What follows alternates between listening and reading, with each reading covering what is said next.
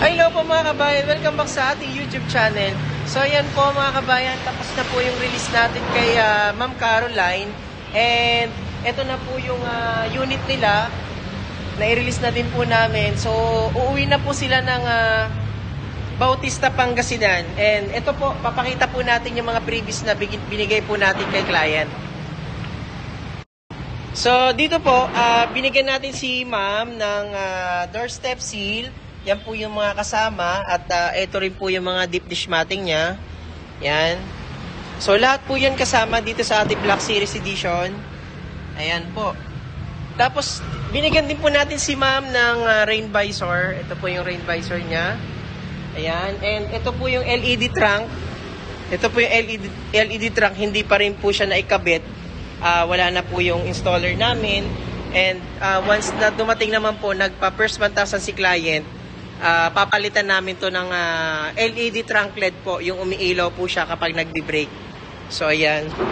Tapos ito po yung inabil ni Ma'am is top of the line na Montero Black Series Edition. So ayan, chine-check ni Ma'am yung kanyang unit, and syempre papasalamat tayo kay Ma'am Caro sa atin ng brand new Montero Sport Black Series Edition. So Ma'am, ano pong masasabi niyo Ma'am sa inyong Montero Black Series Edition? Ito Ma'am, nakita niyo na po actual. Totally yung unit ni Ma'am, sa video niya lang nakikita sa mga review, pero personally ngayon niya lang nakita talaga si Black Series. Napakaganda. Tsaka thank you Rani for allowing me na in just a short time nakabit ko to. Kay Rani kayo pumunta kapag sino mag-avail ng unit na kagaya ng ganito.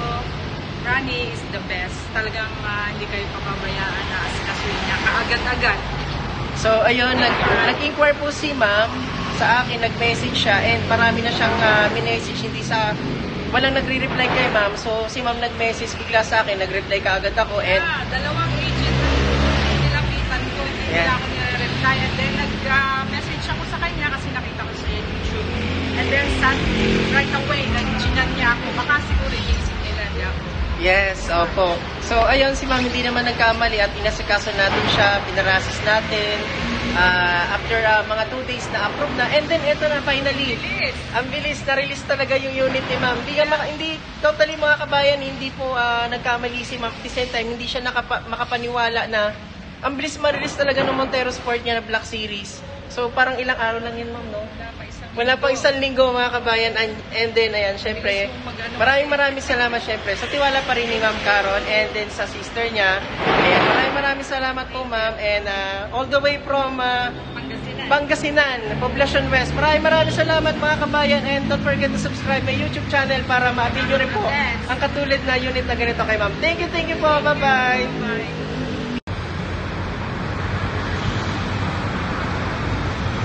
Paano ba ito ma-adjust, Ma'am? Tagal eh. I-adjust? Naglo-loading pa siya.